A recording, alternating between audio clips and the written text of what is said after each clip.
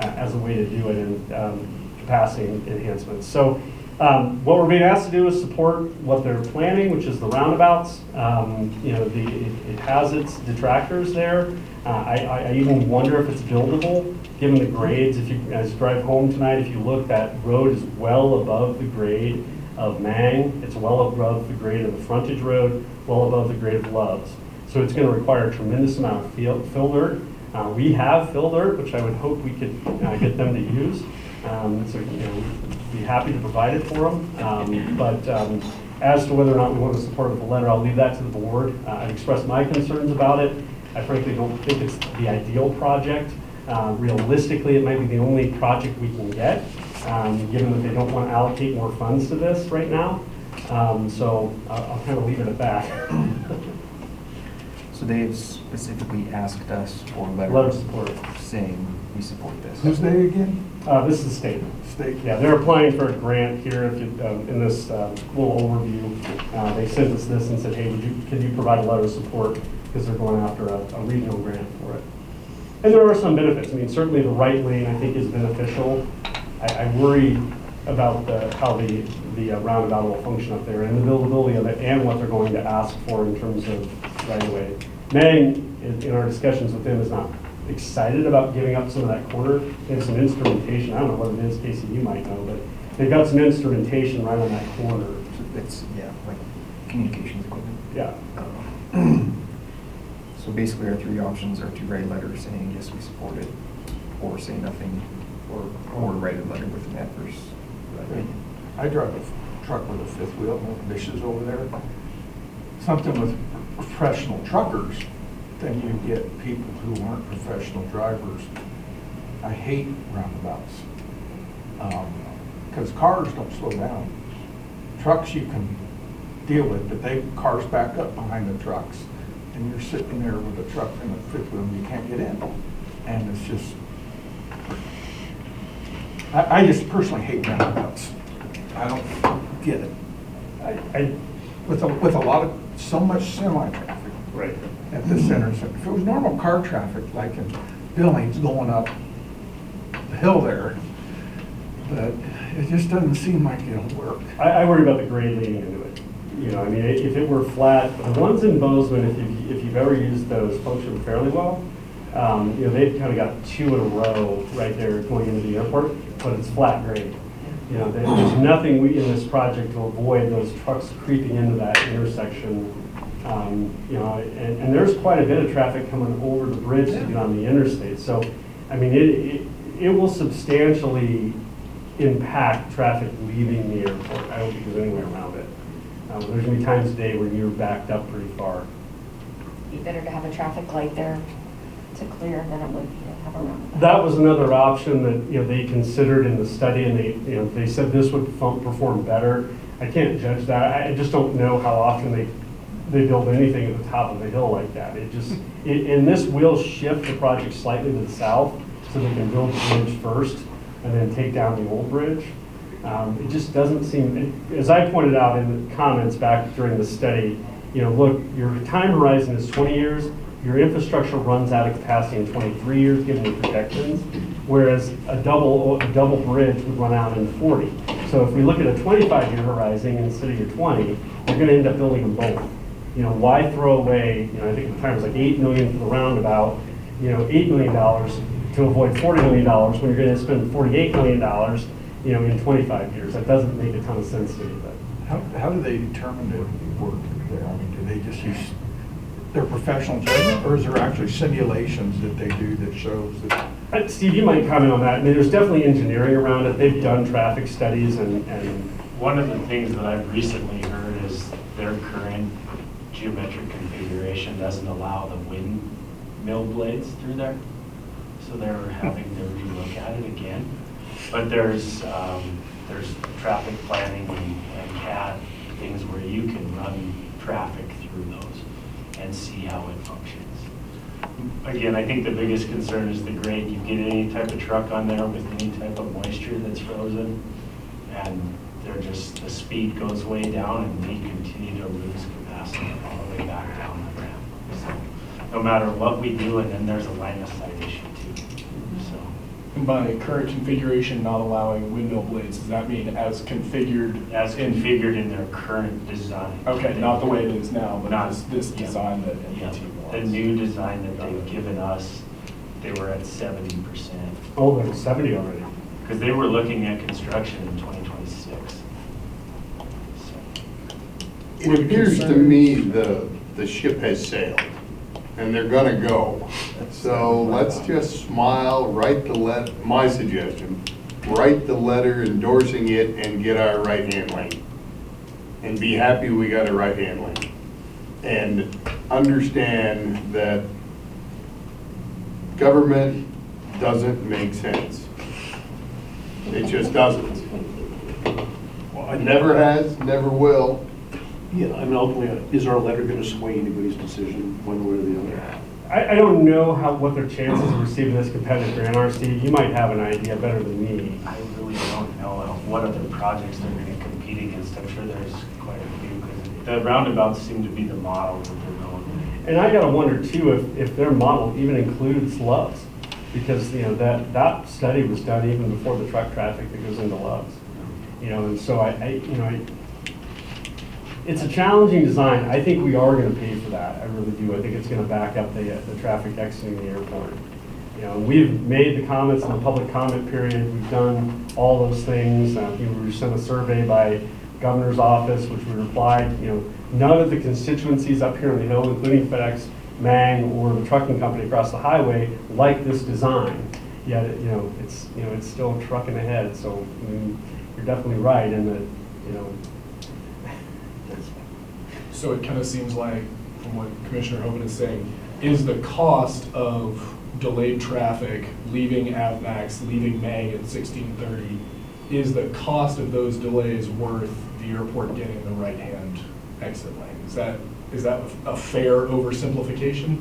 I think that's one of the, yeah, exactly. I mean, so if we back up all the way to Mang's front door, you know, and even our terminal exit, so, I mean, that's gonna put more cost on the airport over time, because we're gonna have to build laneage to contain that backup, right? I mean, so in a sense, I mean, you know, they're giving us the capacity storage problem that, you know, right now, they have to solve with the exit. So, I mean, they're kind of tossing the, you know, carcass over the fence and saying, it's your problem now. You know, you're going to have to absorb that cost. You know, so I mean, in terms of actual costs, I mean, there will be costs over time for us to store that traffic and try and move it. You know, otherwise we're going to gridlock the situation during certain times of day. It will be better for getting into the airport, because the way the design works, at least the last time I saw it, so I haven't seen the 70% or whatever hallmark they're going to now before they release it again, the right traffic into the airport is exempt from the roundabout. So we will get a quick entrance in, which we have now. So there'll be a protected lane that gets you out of that coming into the airport. Coming out, it's going to make it worse. You say Mang was going to write a letter of support? Oh, I don't think so. No, they've never supported the design. I mean, you know, the last time, I believe they sent a letter to MDT before saying they don't like the design.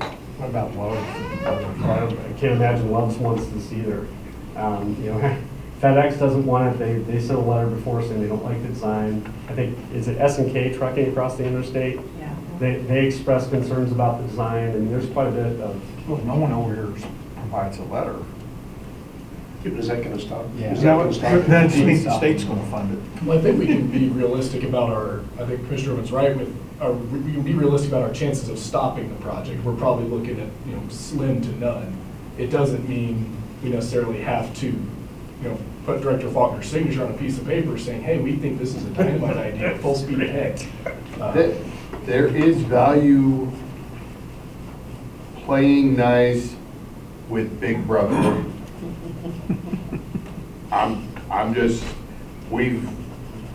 I used to be the guy that wanted to fight, and I've gone through a lot of therapy, my friends. And I have decided that there is value playing nice when it's a foregone conclusion you're gonna lose.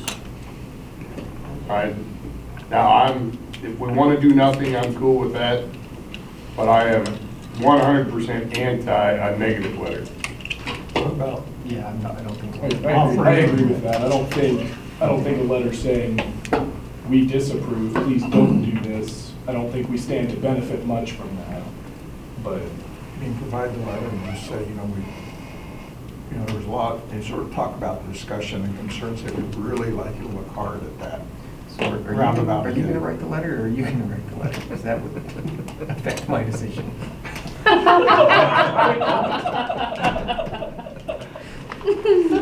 Pretty confident I should not write that. Yeah, this is a tough one. I think for grant purposes, I don't think we need to send a letter if we're not, if they're gonna do the project, they're gonna do it. And I think we have better standing to say we didn't support, I mean, a grant is one thing, the project is another thing. So they're asking for the grant to substantiate their money or to support additional monies. I would be in favor of not writing a letter and not voicing our opinion. And we can always either support the project down the road or not support the project, bring it back. But I'd say for a grant, no, not send a letter. And it sounds like in light of what Steve's saying, there might be another shot at design, they've yet to talk to anyone about land acquisition too, which they're gonna need to do. Which is surprising that they're at 70% plan in hand without securing all of that land first. Right. Because usually they'll go out and they'll acquire all of that first, so they know they've got their footprint. And if there's small sections they need after the fact, then they'll go after that. But there's major chunks and corners in there that they need, so. Yeah. Can't they just get that through eminent domain? Well, maybe or maybe not. I mean, eminent domain requires a higher and better use, and so, Mang has some instrumentation that they felt pretty strongly about not moving. So I mean, you can't take another government's asset without showing that you have a higher and better use. So everyone's got to kind of lay their cards on the table and see who's got the best hand. And I think we even have a claim for that too. Of, hey, wait a minute, you want this land from us, but that causes us this heartache. So I mean, eminent domain is an argument, right? And we get an opportunity to challenge it. It's an argument when it's government to a private entity, you lose. That's based on But- value, though. But when it's government to another government, you might have a chance. Right. But when it's a private entity, Yeah. private loses. They can take every it. time. It's just a matter of value at that point. In the case of government to government, you both have eminent domain. We have eminent domain also. So we can both kind of say, okay, here's our claim, here's Mang's claim. Here's what you want. Can we modify it this way to get kind of everyone's interest in there? So maybe there's an opportunity there to kind of talk about it. And like I said, I don't know exactly what they need yet. They really haven't told us. But we'll presumably be seeing soon. So Does the FAA weigh into this anyway? they will if it ends up in an eminent domain, and that's where we kind of really lose out is if we give up property, the FAA gets the money. And so oftentimes they'll let us reprogram those dollars into a fundable project. That's often what happens. So, I mean, let's just say they take $600,000 worth of our land based on appraisals, and obviously we wouldn't, if we could figure out what land and it all works out for everybody, we would let them have it. They would pay us $600,000, and then we would look for a project that we could spend $600,000 on. And then the FAA would allow us to use those proceeds to do that project. That's typically how the process works. They don't have to do it that way. FAA could just say, thank you very much. Here's, give us the money. But typically they don't do that. Typically we get to reuse it. So basically, we need to decide if or if not we want to write a letter supporting the project would ultimately be the motion to be brought forward. Is there a timeline on this? I think they want it as soon as possible during the granting process. They did give us a timeline. I want to say it was 3 weeks. It was like the beginning of February they wanted the letter by. Well, that's easy. This is where we just table it and don't even. Just table it and don't take a position. Don't take That it, is- we table it. I move that we table it until February's meeting. Well, personally, I'm inclined to not take a position on it, with no statements or implications or anything like that involved, but it's a big highway construction project, and we're not in the highway business, and I do appreciate what you say about playing with Big Brother and being a good neighbor, obviously, but I don't think it's any harm or foul to just simply not take a position On their grant application? on their grant application with no statements or implications attached. And just support that. That's personally how I feel about it, is just not take a position on it. So we're just not going to make a motion? Which would basically, well, Which is effective table. yeah, Yeah. so we can just table it. That would be my inclination, unless you guys have any other further discussion on that. And that way, yeah, no implications, no statements for or against in any way, just. I think tabling it is probably the better idea than actually coming out with a motion not to support, Yes, because if because they then we come can always back, bring it back. if their grant is denied and they have to come back, then we have some bargaining leverage to say, well, we'll consider support, but we need to listen to this one. And just looking at it, I think it's probably going to be a messy project in the next couple of years, trying to get everybody on board. So personally, I would accept the motion to table it, and then we reevaluate it at a later date. I'll second the motion. Sorry, so I guess officially, can we get a motion to table the letter of recommendation on MDT intersection? I shall move that. Got a motion to table agenda item 9. Any further discussion? Can I get a second? I'll second. Got a motion and a second. All in favor, say aye. Aye. Aye. And nay. Ayes have it. Good discussion. All right, any additional airport authority board comments? Commissioner Swaffwood, welcome. Any additional comments? Sir? Commissioner Thompson? I'd like to go back real quickly. I have a question on the financials that I should have brought up during John's report. It's page 16 of our packet for the year-end financials. Can you just give us an update on the janitorial, because the janitorial supplies and the professional line items, are exceeding budget. And so I think because you had to make some decisions, I think it was last spring, about doing janitorial yourselves instead of hiring out. So there probably wasn't time for the budget to be adjusted for this fiscal year or something to that effect. And We actually had the janitorial company quit. So we had to get a second janitorial company after the end of the budget cycle last year, which was again a higher cost. And so yeah, you're right. We haven't reevaluated bringing that back in-house. It is a much higher expense than it used to be. We went many years without a real increase, and now we're kind of at a level where it seems as though it's going to be sustainable.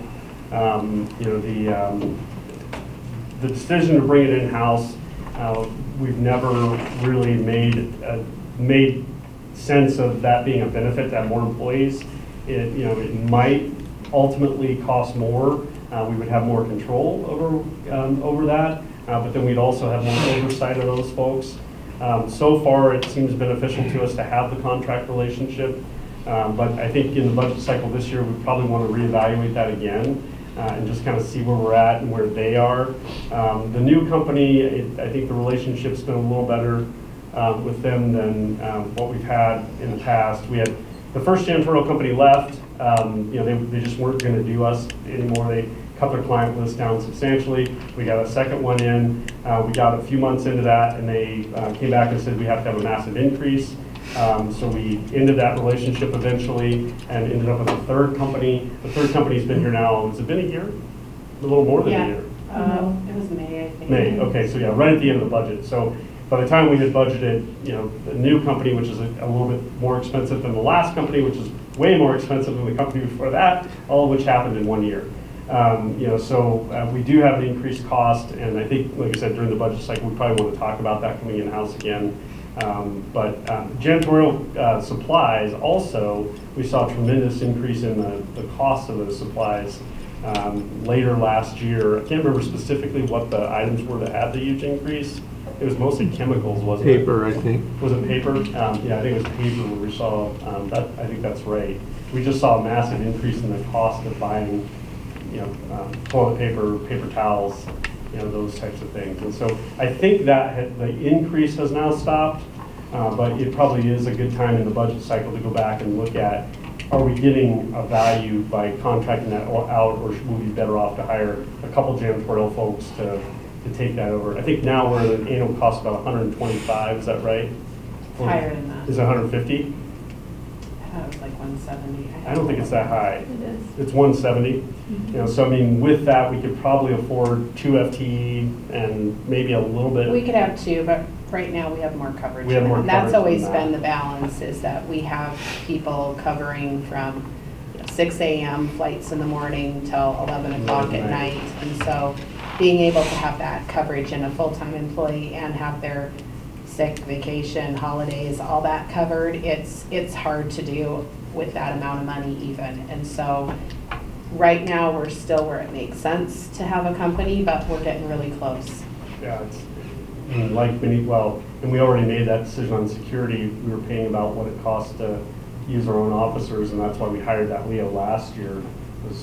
There wasn't any savings contracting it. So, I mean, this is, I think a lot of companies are kind of, and I don't know if the city's kind of evaluating the same thing, whereas outsourcing was a good deal 5 years ago. Now those costs have become so high that I think a lot of people are looking at insourcing again, and this one's pretty good on defense. So I think the budget would be a good time to look that through again.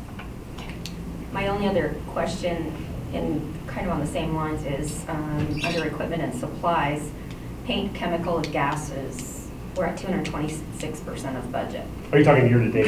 That was at the end of December, so I'm just going to assume that that's the cost of those supplies going over, or has our use doubled as well, tripled? No, the way that percentage of budget is done is just on a straight line, 12-month basis. Yeah. So most of our painting we do in the fall or the spring, so they acquire pretty much all of the paint once. And so we've spent, way more than a straight line, for the budget, but, by the time we get to year end, that should come down to about. Yeah, like the poly blades and stuff like that. We'll We be buy buying that at those. the beginning of the season, and then it's expensed out each month on this, right?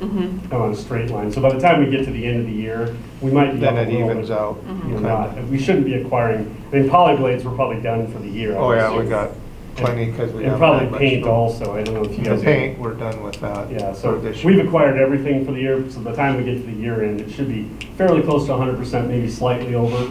But, we're done acquiring it for the year is the answer to that. Thank you. Commissioner Hogan, any additional comments? I'd just like to offer sincere appreciation for Shailene. I haven't heard near the conversation about our financials or the state of affair or what have you. So no news is good news, so thank you.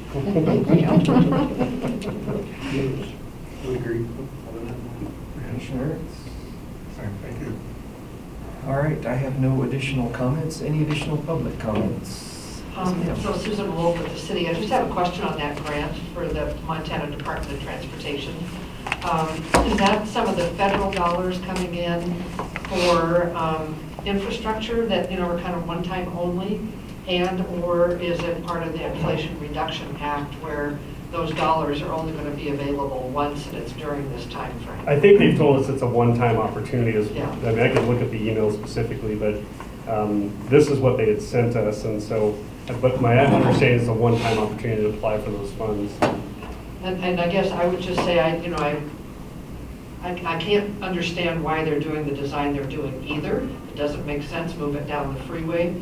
But if they're able to get a grant, maybe if we look at our whole citizenry in the county and the city, will it enhance something without costing us other tax dollars that we're already paying? You see what I'm saying? I'm just putting that out there for thought in the future discussions. Don't look at me that way, Sean. Just because it's free-fed money doesn't mean you should take it. I know, I mean, Is they all. my thought. I mean, fiscal responsibility is all of our responsibility. Yeah. Yeah. So, that's either here, not the time. Just wanted to ask that, put that out, see if it was one time only. No, that's a good question, actually. Any additional public comments? All right, thank you guys for being here. With no further business to come before the board, I declare this meeting adjourned.